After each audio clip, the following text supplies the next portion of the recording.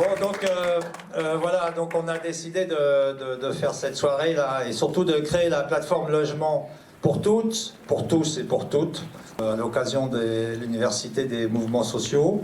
On s'est dit qu'il faut absolument qu'on ait une action commune des mouvements sociaux sur cette question du logement. Parce que, avant les élections présidentielles, bien sûr, et parce qu'on est dans une situation de crise grave du logement, une crise grave comme on n'en a pas connue depuis au moins 50 ans. Hein, tous les chiffres, malheureusement, sont au rouge. Donc on va en parler tout à l'heure, au fil de la soirée.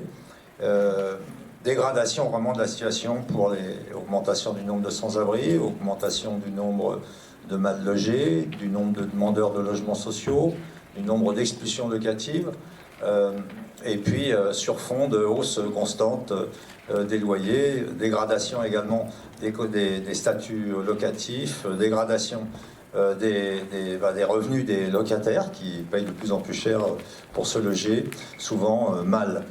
Donc une situation qui se dégrade d'une part, et d'autre part une politique du logement qui aggrave encore la situation, puisqu'elle encourage d'une part la cherté du logement qui est la source de cette crise que nous connaissons, et puis par ailleurs aussi qui durcit à la fois la répression sur les sans-abri, qui pique de l'argent sur les APL, et ce qui rend encore plus difficile les fins de mois pour les locataires, et puis également qui pique dans la caisse, qui ponctionne les caisses du logement social.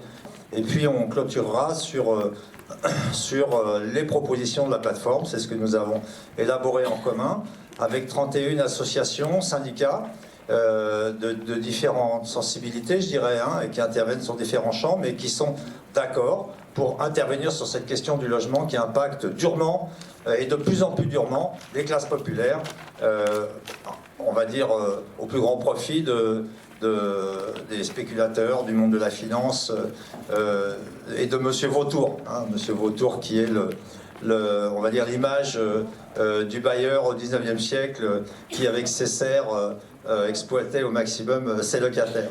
Voilà, donc malheureusement, on a l'impression que si les choses ne s'arrêtent pas et si on ne repart pas dans l'autre sens, on va se retrouver dans la situation qu'on a connue au 19e siècle.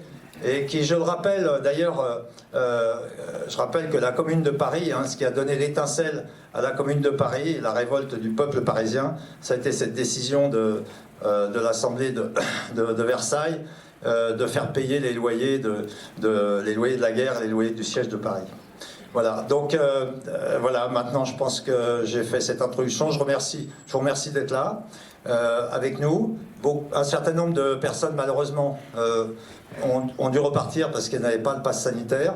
Donc à quelques jours près, je dirais, bon, voilà, ils n'ont pas pu assister. Voilà, la lutte continue, on n'est pas fatigué. Et qu'est-ce qu'on veut? Et qu'est-ce qu'on veut?